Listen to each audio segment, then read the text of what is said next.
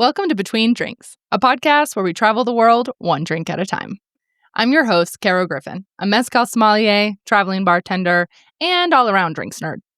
In each episode, I'll take you somewhere new to dive into a local drink that has a story to tell. We'll talk about its history and how it's made, but also its connection to the place and the people that make it what it is. There's a great story behind every great drink, and I can't wait to share them with you. When I started telling people I was doing a season about the drinks of Japan, literally everyone started talking about whiskey, how much they liked it, their favorite brands. It was everyone's first thought, which is interesting because it's not the oldest drink in Japan, that's sake, or the most popular, that would be shoju. And whiskey itself isn't even Japanese. Whiskey is a thoroughly Western drink with a 600-year history. And yet Japan, which has only been in the game for about 100 years, is mentioned in the same breath as places like Scotland, Ireland, and the US as one of the biggest and most respected producers in the world. In fact, they're the only place outside the quote-unquote Western world that has a place on this list. But Japan is also renowned for its craftsmanship. So is it just that? Or is it something more? Up until this point, we've been focused on more historical beverages like sake and shoju and what they tell us about an older Japan. Whiskey, though, came to Japan at an interesting time and to me really represents the more recent chapters of Japan's history.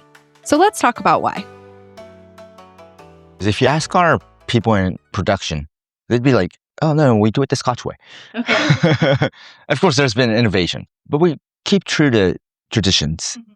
For example, like the direct coal-fired distillation at the Yoichi distillery. It's something that's been lost in Scotland, but we somehow kept it. It's pretty much the exact culture that was there in Scotland, but 1920s. So imagine bringing a culture from one land to the other side of the world, give it about 100 years, and see what happens.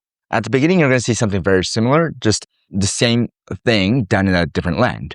But you give it 100 years, and it's going to evolve in different paths. And that's what we're seeing today, and I think that's the uniqueness of our category. Whiskey is a classic spirit for a reason. Depending on who you ask, it originated in Scotland or Ireland, where people have been making it for around 600 years. But Japanese whiskey starts considerably later, with a U.S. Navy commander and a Japanese sake brewer. You see, in the mid-1800s, Japan underwent a lot of changes. Prior to this point, the country followed a strict isolationist policy, which severely limited foreign trade, banned almost all foreigners from entering the country, and prohibited Japanese people from leaving. It was a largely self-sufficient country. They were an agricultural society with a strong class system and a feudal military government.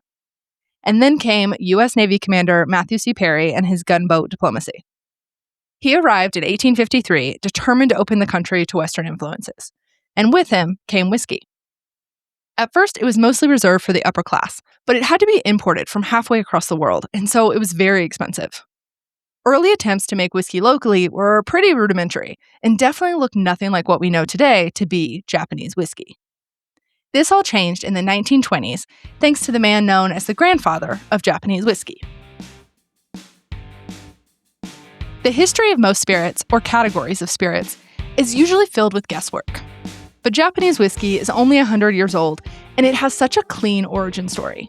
And maybe that's why it's persevered. It's a good one, and it's an easy one to remember. Rarely do you get such a clean storybook beginning for a spirit. Masataka Taketsuru was the son of sake brewers who studied brewing and was sent to Scotland by his employers to learn about distilling spirits. He spent a couple years studying in Glasgow, where he worked at a few distilleries and eventually met and married a Scottish woman named Rita. Unfortunately, by the time he got back to Japan, his employer was no longer able to invest in whiskey production, and so he co-founded a new company, this one with a man named Shinjoro Tori. This company eventually became Suntory. Together, these two men built a distillery outside of Kyoto and got to work on their first batch of local whiskey. Led by Masataka's love of Scottish whiskey, it proved to be way too intense for the local market, and so he and Shinjoro eventually parted ways based on creative differences. And so Masataka founded his own brand, which today we know as Nikka. Masataka Taketsuru had what he wanted in his mind. He had a vision, therefore he was finding the right place to make that happen. For example, Yoichi, he wanted He was looking for a land that was near the ocean because he wanted to create that PG style. Obviously, back in the days, Yoichi is from 1934. You don't have practical logistic solutions yet. So he needed to find peat in Hokkaido, and he did. He needed to find wood for casks, which he did in Hokkaido. Very popular in Mizunara, which was our primary wood back in the days. And clean water source and temperature, annual temperature, like day, night, something very similar to Scotland. So those are some of the factors that he was looking for. That's how he chose the place. Yeah. And that's how everything comes together and plays a part in the flavor profile. Now, there were strategic reasons for building the Suntory distillery outside of Kyoto in Yamazaki. Its water source and microclimate were ideal for whiskey making, but it was also very close to two big markets, Kyoto and Osaka. So Masataka surely raised some eyebrows when he chose a spot in Hokkaido to build his distillery. Hokkaido is the northernmost part of Japan, so it wasn't exactly convenient. But it was also, he later said, the closest place he could find to Scotland in Japan. And so build a distillery he did. And that was the idea because he wanted slower maturation. So lower temperature maturation happens slower. And then also, if you have more moisture, then it also slows down the process. If you're just looking for adding flavors, then create more contact with wood and create more temperature gap between night and day. You'll add flavors, but the magical part of whiskey, which we believe in, is the filtration that still hasn't been figured out. So it's not just about adding flavors with casks, but it's also about letting nature do its thing to pull out the flavors that we don't want in there, kind of like filtration. Mm-hmm. And casks naturally do that, but they do it very slowly over time.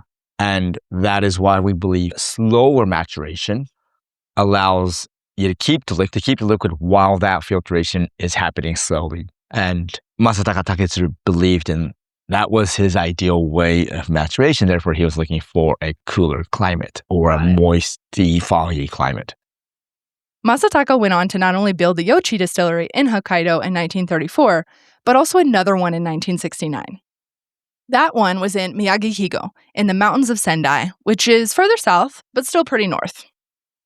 Like, he's one of the luckiest men in the whiskey world. Like, you're lucky to build one distillery. Yeah, and to build two for Nikka, but then the original Suntory one too. And all successful ones. And the impact it's had on whiskey in general, but also in Japan specifically too. Like, but the whole world, really. Very lucky man.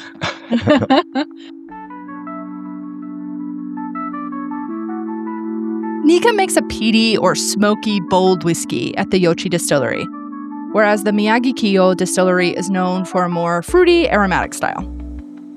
You can buy these whiskeys bottled individually. They'll say Yoichi or Miyagi-Kiyo right on the bottle. Or you can buy a blend of both, named Taketsuru, which is named after Masataka Taketsuru himself. Then we have the grains, which is a coffee grain and the coffee malt. We call it the coffee range. These are all distilled in coffee stills, which used to be very unique. Well, it was the still back in the days, but nobody was crazy enough like Masataka Taketsuru to install one in like the last century. It's very old design. Now a lot of producers, or a few producers, are installing the coffee style continuous stills in their distilleries, because I believe we've proved why Masataka Taketsuru bought this particular type of still many years, like even more than a century after its invention, where there were other options out there. It's almost like everybody's using microwave, but let's cook. Yeah. When we do the microwave stuff also, so we do have respect towards that. But that's the grain. Then you mix the malt and the grain. Basically, you get something like from the barrel, which is blended whiskey. Blended whiskey gets a bad rap as a cheaper or inferior product, and that's bullshit. Blended whiskey is the original whiskey, for starters, back when grocers blended their own whiskeys for customers on site. It's only been in the last 50 or 60 years that single malt, meaning whiskey from a single distillery, became more popular and more quote-unquote premium. The blended whiskey that Naoki is referring to, which is called From the Barrel, is one of my personal favorites. It's bolder than most blended whiskeys, but still easy to drink. and its square, squat bottle and simple label do lend a sort of premium air to it. It looks kind of new, doesn't it? It like does, modern and everything, but we're celebrating its 40th. Just slightly younger than me. I would have guessed there had been like a rebranding at some point because it does feel such like a modern bottle, but I also wouldn't have guessed 40 years old. Yeah, it's pretty much in that same shape. Okay, everything. Well, that just goes to show style comes back around. It's a timeless design. Right? I think that product really shows, Nikka doesn't look Japanese at all. Like there's no Japanese like big symbols. It's not shouting Japanese, but there's something Japanese about it that you kind of understand, but you can't explain why. Yeah. I think that's a good representation of the Nikka personality. When whiskey lovers refer to Japanese whiskey, the meaning is obvious. But as a category, it's actually kind of nebulous. You see, some spirits, like Scotch or tequila, have a geographic indication, or GI, which is a set of rules about how and where something can be made. It protects the consumer from buying something that they think is one thing, but really is a cheap imitation. And it ensures that the people and places that make a drink what it is are the ones who benefit from it. It's like how champagne can only be made in Champagne and everything else is sparkling wine, even if it's made exactly the same way. Whiskey made in the British Isles has a similar set of GIs. Scottish, Irish, English, and even Welsh whiskey all have their own. And American whiskey, too, has a strict set of rules governing what you can call bourbon, Tennessee whiskey, etc. But Japanese whiskey doesn't have the same thing yet. You see, in the 2010s, Japanese whiskey was super hot. Business was booming, and due to the nature of whiskey being an aged spirit, producers had a hard time keeping up with demand. I mean, they couldn't just drum up thousands more barrels of a 12-year-old whiskey. This drove up prices, and some people started exploiting loose regulations to import bulk whiskey from other countries, blend it locally, and then sell it labeled as Japanese whiskey. This was obviously misleading at best, but it also flooded the international market with subpar whiskey that could have damaged the reputation of Japanese whiskey overall, especially because prices had risen across the category at the same time. As a result, there are some voluntary standards that all the big, respectable producers like Nikka now abide by. These were largely influenced by the rules that govern Scotch, and they require that, for one, distillation, aging, bottling, all of that must occur entirely in Japan. No more importing whiskey from elsewhere and calling it Japanese just because you blended it there. And there's also some extra fine print about aging and additives and ABV that we won't get into. But while this answers the technical question of what is Japanese whiskey, it also doesn't really explain the love and the hype. Like, what defines the style of Japanese whiskey? Why is it so popular and so special? A lot of the companies in Japan have different backgrounds. So there's no like one type of Japanese whiskey. For example, Suntory, Nikka, these two companies are based from Masataka Taketsuru's studies in Scotland, whereas there are other companies who've learned from other companies from other parts of the world. So that sort of comes all together as a category as Japanese whiskey, just by geographical explanation. The category is, I think, known for its precision, quality, as you mentioned, but every producer has a different philosophy. It's almost like, to me, all Japanese cars have something in common, quality-wise, style. I don't know, like, yeah, there's something in common. But if you ask somebody, I bought a Japanese car, or you'd be like, yeah, which brand? Then, I bought a Toyota. Yeah, but there's so many models. Which one? And that level of differentiation is what we're seeing with different producers. There's this tendency to paint Japan with this idealistic brush, as if obviously everything they do is amazing. Like everyone in Japan is part of this singular perfect monolith that can only create high quality things. And it's bullshit. Japan is a real place with real problems, but also, yes, its own specialness. And sometimes I think that gets brushed away with an, of course, like they're the high achieving student that doesn't get a gold star anymore because they've had too many A's. But the long string of A's doesn't negate all the nights they spent studying, all the time and effort. It doesn't mean it comes easy. It means they work at it. And it's here where I'm going to bring up a quote from Yonezawa-san, the master toji I interviewed in the sake episode. When talking about his work at Akashi, he said, "I try to try every day." I think about this a lot because to me, it's what embodies this sense of Kaizen. Kaizen is a Japanese concept that is all about making small, incremental improvements continuously over time. Instead of just making big, sexy, sweeping changes occasionally, you rely on these tiny improvements to add up, and this leads to a significantly better result. And this relates to some other Japanese concepts of monozukuri, or craftsmanship, and even wa, or harmony. I think all of these things are subtly at play in the category and part of what makes it so special.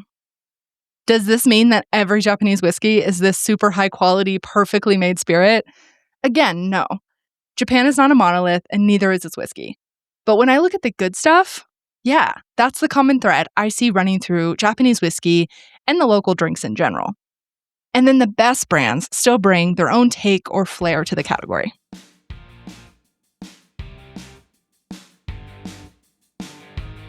I think we're one of the most unique ones out there, personally, not just because I work for Nikka. 2 reasons. Because of our founder, Masataka Taketsuru, it sort of allows us to look beyond and explore new ways of producing, because that's what he did. And it also, because of his personality of traveling all the way to Scotland alone, coming home with a Scottish wife and everything, so very international. That was 1920. So it almost allows us to be not only Japanese. I understand Japanese producers, companies from Japan being Japanese, and that's totally fine. But whiskey is a Western drink. It's based on Western cultures as well. And that, I think our founder was he really understood that. So Nikka's way of things, which is slightly different in my opinion from other producers from Japan, is we really try to live that culture of whiskey. Not just, here's your Japanese looking something. Yeah. Another thing that comes up often when talking about Japanese whiskey is age statements, or the number on the label that tells you how old the whiskey is. Age statements are a thing with all whiskey, and more or less all aged spirits in general. But they come up with Japanese whiskey a lot because local brands largely stopped using them during or after that whiskey boom I mentioned. This allowed brands to release bottles with younger whiskey that peaked early, preserving older casks for future blends while still keeping bottles on the shelf. Fans say this has shifted the focus from arbitrary numbers to focus on actual flavor profiles, while haters say that it just allows brands to sell younger whiskey at more premium prices. As a whiskey producer, I believe age statements are very interesting. Yeah. It's something that a authentic whiskey brand should always offer, my opinion. However, it doesn't have that impact as it had before. I believe it will never. Because once all the age statements were deleted and discontinued, and not just about Japanese whiskey, but in the Scotch world as well, every producer and consumer, I believe, started to understanding and appreciating non-age statements. So instead of a vertical line of products, we came to understand a horizontal line of products. And I don't think that's going to go away. You're going to have a horizontal range of products and a little more variances, but wider. I love this optimistic view because I have a lot of mixed feelings about age statements. Mostly because something that gets overlooked a lot in the conversation is that the number on the label indicates the youngest whiskey in the bottle. So if it says 12, all the whiskey in the bottle was aged for at least 12 years. But there might also be, a 15 or 16-year-old in there. Whereas a bottle that says 4 could also have a 15 or 16-year-old in there, but you'd still have to call it a 4 even if it's the smallest share in the bottle. You see where I'm going with this, right? The whiskey world has taught us that the 12 is infinitely better. But is it? My example is a little reductive because most producers aren't going to do that. They're not going to put a 4-year whiskey in with a bunch of older whiskey precisely for the reason that they'd have to label it as a 4-year and presumably sell it for a lot less. And I hate the idea that we're limiting the whiskey we end up with because of some arbitrary misconception. But also, age statements are helpful. But there needs to be a lot of education, a lot of efforts from whiskey people towards consumers. First of all, age statements were easy to understand. Yeah. I think that was a go-to icon on the label that sort of made sense for everybody. Mm-hmm. Gave you an indication. Didn't always necessarily mean that more age is always the best, but it was an indication. And now that's lost. consumers require a little more knowledge, understanding of A versus B versus C. And then you got D, E, F. It's like, buying your first smartphone. Well, they all look the same, right? You got the iPhone with a number. Okay, cool. And it has Pro. Okay, let's get let's get the Pro version. Exactly. Pro, that sounds better. Bigger number, Pro. Yeah. That's all you need. That was the attitude before all these non-age statements came out. Now, it's almost like buying your new phone out of nowhere and you have no idea, no numbers. You're going to need help. And it's probably our responsibility as suppliers, media, to provide that, because it's not easy. I also love the smartphone analogy, and it's one I've stolen, so thanks, Naoki. I especially like it because it proves this further point that whiskey is even worse. Because with a smartphone, you can compare the high-level specs of 14, 15, and 16 and say, oh, well, I don't care about an extra megapixel for my camera or whatever, I'll just go down a model. But you can't really do that with whiskey unless you buy the bottle and try the damn thing. So these days, Nikka has both no age statement bottles and a limited amount of ones with age statements, which is probably a good balance. Whiskey is an old school drink, but also a timeless one. The best one respects tradition while also embracing innovation, and that's what this whole season is about. How Japan has singularly managed to do both while making really great drinks. Japanese whiskey, in particular, is a Western beverage that's been made uniquely Japanese. And that's what happened to Japan. It was heavily influenced by Western culture, but it didn't take anything at face value. It put its own unique Japanese spin on everything to a degree that's hard to compare with other places. Japanese whiskey has come a long way since Masataka opened his first distillery for Nikka. Back in the mid-'80s, at the height of the first boom, there were around 30 whiskey distilleries in Japan. By 2007, there were just 7. And now, 15 years later, there are over 70. That exponential jump largely happened between 2022 and 23. And so, because whiskey has to be aged for a minimum of 3 years, but often longer, many of the new brands haven't even hit the market yet.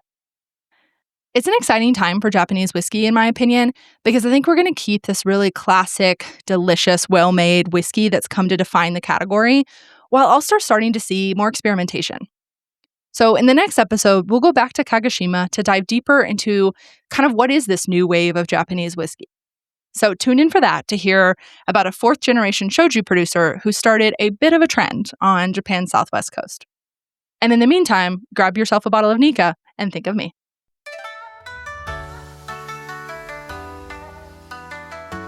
You can find the show notes for this episode at betweendrinks.co/Japanese whiskey. And that's whiskey without the E because we're talking about Japan here, folks. There are links for Nikka, Naoki, and all the things we talked about in this episode. And if you're new to Between Drinks, make sure you also sign up for my newsletter while you're there.